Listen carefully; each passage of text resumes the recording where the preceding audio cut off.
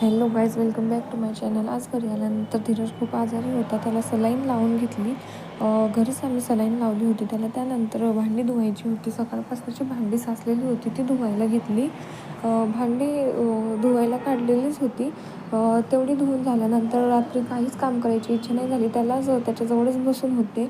नंतर सकाळी उठून लिलीसुद्धा माझ्या मागंच करत होती. तीसुद्धा खूप त्रास देत होती.